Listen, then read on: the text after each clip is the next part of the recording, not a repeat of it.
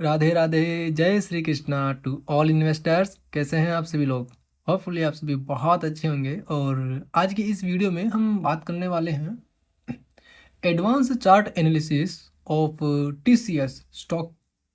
Basically advance या फिर मैं कहूँ डिमांड और सप्लाई के बेसिस पे मार्केट में हम यहाँ पे लेवल निकालने की कोशिश करेंगे, लेवल देखने की कोशिश करेंगे।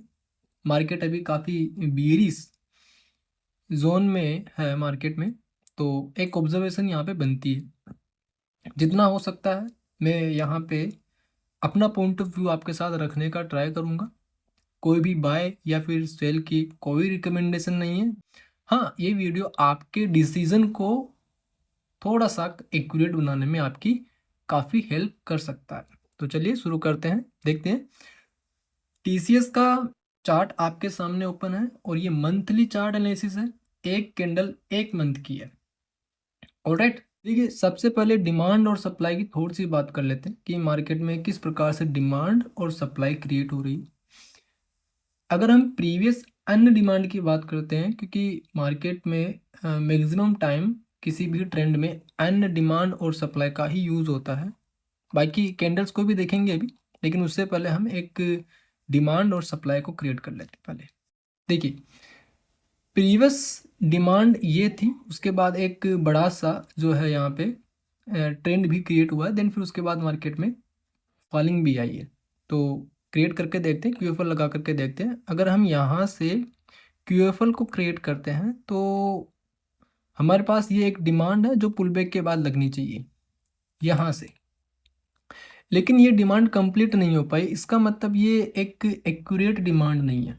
दैट मीन्स कुछ ना कुछ गड़बड़ है क्यूएफएल के अंदर। उसको थोड़ा सा ट्राई करते हैं। देखिए, एक हिस्सा मार्केट में यहाँ पे जूम कर करके मैं आपको दिखाता हूँ, तो ये एक बड़ा सा हिस्सा है। इस हिस्से के अंदर अगर आप थोड़ा सा ऑब्जर्व करेंगे चीज़ों को, तो ये एक बड़ी सी ग्रीन कैंडल आई है, उसके बाद दो कैंडल्स बैक टू बैक निकली है। यानी कि जो वॉल्यूम इस एरिया के अंदर, इस बॉक्स के अंदर जो वॉल्यूम क्रिएट किया है ग्रीन कैंडल ने, इस ग्रीन कैंडल का जो वॉल्यूम है इन दोनों कैंडल्स ने ख़त्म कर दिया। देट मीन्स कि अगर हम इन दोनों कैंडल्स को इस बड़ी सी ग्रीन कैंडल के अंदर कंबाइन कर देते हैं तो हमारे पास एक विक निकल करके आएगी। प्योरली इस प्रकार से ये एक विक है, राइट। और इस विक के एरिया में, यानी कि ये विक का एरिया कितना बन चुका है, इतना। और इसी विक के एरिया के अंदर, देट मीन्स ये विक क्या होती है, एक लिक्विडेशनल जोन होता है। हम इसको एक फेकआउट की तरह भी कंसिडर कर सकते हैं। यानी कि अगर मार्केट में एक्स्ट्रा डिमांड या फिर सप्लाई आ रही है तो वो विक के थ्रू रिजेक्ट हो सकती है। वही चीज़ यहाँ पे हमें देखने को मिल रही है। तो हम इस विक रिजेक्शन जोन में देखें तो अगली सभी कैंडल्स इस विक जोन के अंदर बनी हुई है, या फिर हम कहें कि इस ग्रीन कैंडल के, इस रेड कैंडल के अंदर बनी हुई है। तो इन कैंडल्स का हम कोई सेंस नहीं ले सकते, क्योंकि इनका होल्डिंग वॉल्यूम इस लिक्विडेशनल जोन के अंदर, दैट मीन्स हम कह सकते हैं कि एक फेकआउट जोन है। इस फेकआउट जोन के अंदर मार्केट ने अपना जो है यहाँ पे रिएक्ट करिए। तो हम फेकआउट को कभी भी डिमांड या फिर सप्लाई में यूज़ नहीं लेते हैं। हम रियल ब्रेकआउट या रियल जो डिमांड होती है उसी का यूज़ कर सकते हैं। तो एक बार के लिए हम क्यूएफएल का यूज़ करते हैं इस जोन से लेकर के इस जोन के लिए, फिर लगा करके देखते हैं क्या डिमांड और सप्लाई क्या किस प्रकार से हमें यहाँ पे मैच होती हुई दिख रही है। यहाँ से डिमांड क्रिएट हुई है मार्केट के अंदर।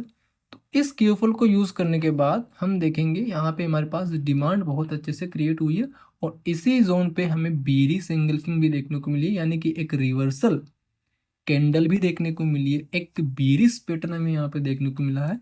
और इसी वजह से मार्केट मार्केट नीचे मूव करके आई है।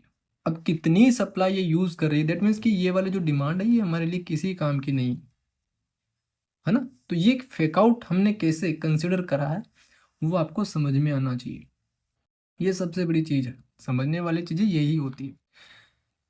अभी जो सप्लाई है, जैसा कि मैंने कहा कि हम अन सप्लाई और अन डिमांड का यूज़ करेंगे, तो प्रीवियस जो सप्लाई है वो हम यहाँ से यूज़ करेंगे, सप्लाई यहाँ से यूज़ करेंगे। सप्लाई, फर्स्ट सप्लाई जब मार्केट में बीरिश पैटर्न बनता है तो फर्स्ट सप्लाई हमारी यहाँ तक क्रिएट होती है, लेकिन यहाँ पे कोई भी हमें बुलिश पैटर्न देखने को नहीं मिलता।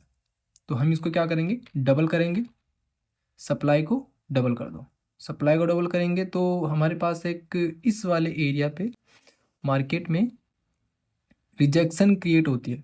इस रिजेक्शन के साथ ध्यान रखना, इस रिजेक्शन के साथ कोई भी बुलिश पैटर्न नहीं आया, मतलब एक कैंडल बनी है, सिंगल कैंडल बनी है, लेकिन इसके साथ कोई बुलिश यानी कि बुलिश पैटर्न नहीं आया। मेरा कहने का मतलब बुलिश कैंडल नहीं आई, यानी फुल बॉडी कैंडल नहीं आई है, यानी कि ये जो कैंडल बनी है ये रिजेक्शनल कैंडल आ चुकी है, दैट्स वाई ये कैंडल फेल हुई है। अगर इस हिस्से पे इस प्रकार की एक ग्रीन कैंडल बन जाती तो इसमें पोटेंशियल होता फिर से मार्केट को ऊपर उठाने का। ठीक है, अभी के लिए ये फेल हो चुकी है कैंडल। क्यों फेल हो गई है? क्योंकि एक कैंडल के बाद में इसको सपोर्ट करने के लिए कोई अगली ग्रीन कैंडल नहीं आई है, उसमें भी सेलिंग प्रेशर ही देखने को मिला है। तो हमारे पास ये जोन पूरा का पूरा एक रिवर्सल जोन है, और इस रिवर्सल जोन में अभी तक कोई भी बुलिश पैटर्न हमें देखने को नहीं मिला है सुपीरियर कंडीशन में। किस कंडीशन में? सुपीरियर कंडीशन में कोई भी बुलिश पैटर्न हमें देखने को नहीं मिला है।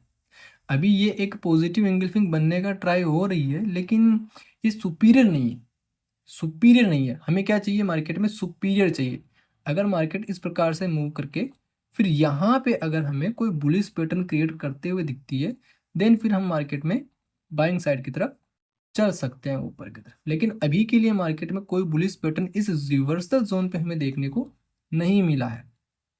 ऑलराइट, चलिए अब थोड़ा सा और हम डिस्कस करते हैं कि इस जोन के बारे में, कि मार्केट जब ऊपर से आती है तो हमें यहाँ पे एक ब्रेकआउट भी देखने को मिलता है। इस कैंडल से अगर हम यूज़ करते हैं, चलो लो ये है ना, तो यहाँ हमें एक ब्रेकआउट देखने को मिला है, राइट। यहाँ हमें एक ब्रेकआउट देखने को मिला है, तो हमें क्या यूज़ करना चाहिए? सिंपली BD सप्लाई यानी कि ब्रेकडाउन सप्लाई हम यूज़ करेंगे, और उसकी जो QFL है उसको लगा के देखेंगे तो BD सप्लाई ऑलमोस्ट कंप्लीट होने के जोन पे ही है। BD सप्लाई भी ऑलमोस्ट कंप्लीट हो चुकी है, बट कहानी वही है कि पॉजिटिव पैटर्न हमें देखने को नहीं मिल रहा है यहाँ पे। जब तक पॉजिटिव पैटर्न नहीं आएगा मार्केट में बुलिशनेस का थोड़ा सा संभावना कम रहेगी। साथ में जो W अगर हम देखें यहाँ पे, तो W में जो ये वाला, ये जो बॉटम्स बना रहा हूँ मैं, ये W इस प्रकार से बना हुआ है, यानी कि ये वाला जो बॉटम है, ये इसका एंगल ऊपर है, इसका एंगल नीचे है, यानी कि अभी भी सेलिंग के लिए एंगल W का नीचे ही है। अगर ये W इस प्रकार से होता हुआ दिखे तो भी हम यहाँ पे एक रीज़न बना सकते हैं पॉजिटिव साइड के अंदर, क्योंकि W को एक पॉजिटिव साइड में इम्पेक्ट तो देने देते हैं, है ना। वो भी ज़रूरी है कि W का एंगल पॉजिटिव हो। जब तक W का एंगल नेगेटिव में रहेगा वो फेल होता रहेगा, राइट।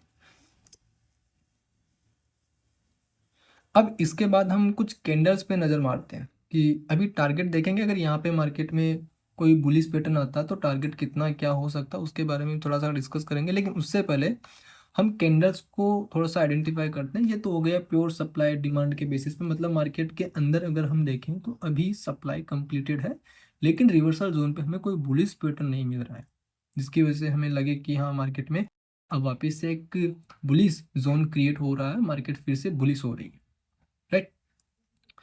अगर हम यहाँ पे मार्केट के अंदर एक स्ट्रक्चर को आइडेंटिफाई करें कि जो कि मार्केट को उठाने का ट्राई कर रहा है, तो वो क्या है? सबसे पहले यहाँ पे एक पुल बैक था, और इस पुल बैक पे अगर हम ध्यान से थोड़ा सा ऑब्जर्व करें तो हमें दिखेगा कि यहाँ पे एक बुलिश एंगल्फिंग थी, और बुलिश एंगल्फिंग को फेल करके मार्केट ने एक हैंगिंग मैन के साथ मार्केट को उठाया। मैं क्या कर रहा हूँ? बुलिश एंगल्फिंग फेल होके हैंगिंग, यानी कि फेल किससे हो रही है? हैंगिंग मैन से, और वही मार्केट को उठाने का ट्राई कर रहा है। तो इसी को हम थोड़ा सा ध्यान देते हैं।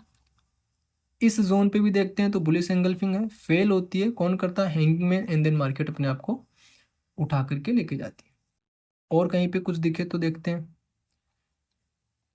इस पुल बैक पे भी देखते हैं, ये बुलिश एंगल्फिंग है, यहाँ पे भी हैंगिंग मैन के साथ फेल होती है मार्केट, एंड देन फिर ये हैंगिंग मैन मार्केट को उठा करके लेके चला जाता है। यानी कि हमारे पास चेंज ऑफ करेक्टर क्या हो गया? बुलिश एंगल्फिंग के फेल होने के बाद हैंगिंग मैन उसको उठा रहा है। तो वो सिचुएशन हमें, ऐसी ही सिचुएशन अगर हमें इस रिवर्सल जोन पे देखने को मिलती है तो हमारे लिए वो परफेक्ट हिस्सा रहेगा मार्केट के अंदर अप साइड के लिए। किसके लिए? अप साइड के लिए। अब देखो इस जोन पे कोई भी बुलिश एंगल्फिंग नहीं है, कोई बुलिश एंगल्फिंग नहीं है। अगर हम प्रीवियस में थोड़ा सा इधर ध्यान देते हैं तो यहाँ पे एक बुलिश एंगल्फिंग बनी हुई है,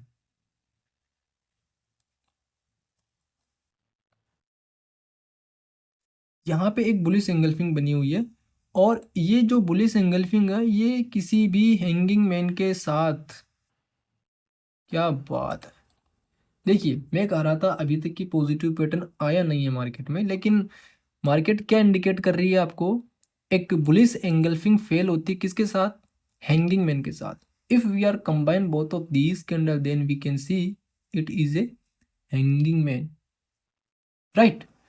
तो ये एक हैंगिंग मैन हो सकता, बट एक कंफर्मेशन इसमें क्या होनी चाहिए, क्योंकि अभी मार्केट का डब्लू वाला जो हिस्सा है, डब्लू में जो राइट वाला हिस्सा है ये अभी भी नेगेटिव एंगल के साथ है। इस एंगल को पॉजिटिव होने के बाद अगर कोई चांस मिलता है तो फिर वहां पे एक रिस्क टेकिंग जोन बन सकता है।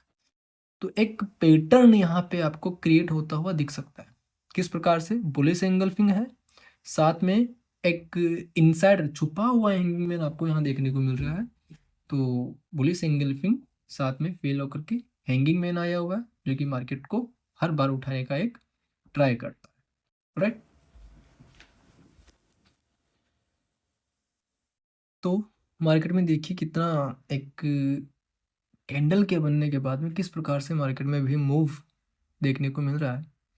तो ये है आपका एक काफ़ी अच्छा 8 से 10% का इसने मूव निकाल करके दिया है। चलो बढ़िया है। अब देखिए इसमें एक और चीज़ है जो कि अगर मार्केट मान लीजिए इस चीज़ को भी फेल कर देती है तो फिर उस सिचुएशन में क्या होना चाहिए। चलिए यहाँ से एक डिमांड हम पहले क्रिएट करते हैं। तो डिमांड सिंपली यही रहने वाली है कि प्रीवियस जो डिमांड है मार्केट में वही हम यहाँ से यहाँ तक की यूज़ कर सकते हैं, राइट। वही डिमांड हम यहाँ से यहाँ तक की यूज़ कर सकते हैं, राइट।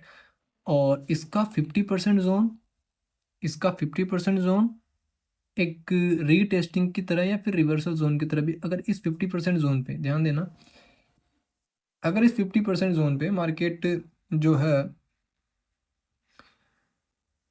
कोई भी बीरिश पैटर्न बना देती है, कोई भी रिजेक्शनल कैंडल बना देती है, तो फिर मार्केट इस सप्लाई को डबल करने के लिए आ सकती है, राइट। तो हो सकता है फिर ये मार्केट अपने इस चेंज ऑफ करेक्टर को भी तोड़ने के लिए ट्राई करे। क्योंकि मैं इस वजह से इस संभावना को बता रहा हूँ, रीज़न है कि यहाँ पे ना डिमांड पहले फास्ट थी, डिमांड थोड़ी स्लो हुई है। हाँ डिमांड आ रही है, यहाँ पे सेलिंग देखिए कितनी फास्ट हुई है, यहाँ पे डिमांड क्रिएट हो रही है। अब इस डिमांड के क्रिएट होने पे इस वाले रीजन में हमें क्या यहाँ पे कोई बीरिश पैटर्न देखने को मिलेगा। अगर मार्केट में बीरिश पैटर्न देखने को मिलता है तो फिर मार्केट जो है अपने आप को इस प्रकार से हो सकता है कंटिन्यू करने का ट्राई भी करे। नहीं तो फिर जो है मार्केट क्या किस प्रकार से रिएक्ट करेगी, मार्केट इस प्रकार से चल रही है एंड देन यहाँ से रिटेस्टिंग के बाद मार्केट अपने आप को फिर से ऊपर की तरफ लेकर के जाने का एक ट्राई करे, राइट। चलिए तो इसमें एक और चीज़ है, इसको हटाते हैं। यहाँ से आने वाली डिमांड्स कितनी क्रिएट हो सकती है, क्योंकि सप्लाई पूरी तरीके से कंप्लीट है, ब्रेकडाउन सप्लाई कंप्लीट हो चुकी है, और जो ऊपर से जो टू वर्क सप्लाई आ रही थी वो भी पूरी पूरी तरीके से कंप्लीट हो चुकी है, अन्य सप्लाई पूरी तरीके से कंप्लीट हो चुकी है, यानी कि ये पूरी तरीके से एक रिवर्सल जोन है। और इस मार्केट का ये एक सपोर्ट जोन भी क्रिएट कर रही है, राइट। तो ये एक ऐसे सपोर्ट जोन की तरह भी रिएक्ट हो रही है। और चलिए इसमें एक और, अगर मार्केट फिर भी नीचे आती है तो ये देखिए ये अभी के लिए एनालिसिस नहीं, अगर मार्केट फिर से इस लो को तोड़ती है तो उसके लिए मैं एक सिचुएशन फिर से बता रहा हूँ कि हमें फिर किसी प्रकार से इसको हैंडल करना है। मान के चलते हैं क्योंकि हमारे पास डिमांड यहाँ से यहाँ तक थी, तो ये हमारे पास एक सेंट्रल कैंडल निकल करके आती है, क्योंकि सेंट्रल कैंडल किसी भी कैंडल की बहुत इंपॉर्टेंट कैंडल होती है, ध्यान रखना। ये candle as a central candle की तरह यूज हो सकती है। अगर मार्केट इस लो को ब्रेक करके कर जाती है, करती है, तो यहाँ पे एक लिक्विडिटी स्वीपिंग कैंडल बन जाती है। मान लीजिए कोई हैंगिंग मैन बन गया, हैमर बन गया, तो फिर वहां से भी मार्केट में एक पोटेंशियल जनरेट हो सकता है मार्केट को ऊपर की तरफ बूस्टअप करने का, राइट, ऊपर की तरफ बूस्टअप करने का। और यहाँ से हमें एक, फिर उस सिचुएशन में हमें यहाँ पर जो है एक हेड एंड शोल्डर पैटर्न भी देखने को मिल सकता है। कैसे, मैं बताता हूँ। देखिए, हेड एंड शोल्डर पैटर्न में अगर हम यहाँ से यहाँ तक की डिमांड क्रिएट करते हैं, ये तो एक एरिया बना हुआ ही है, अगर हम इस हिस्से से डिमांड को डबल करते हैं, राइट, क्योंकि वो एक फेक मूव था, हम इस हिस्से से डिमांड को डबल करते हैं तो मार्केट इसी हिस्से से रिवर्स करती है, राइट। यहाँ पे फिर सप्लाई डबल होकर के आती है, जैसा कि अपन ने इस जोन पे देखा है कि सप्लाई मार्केट में डबल होकर के आई, डिमांड डबल होती है, सप्लाई डबल होती है।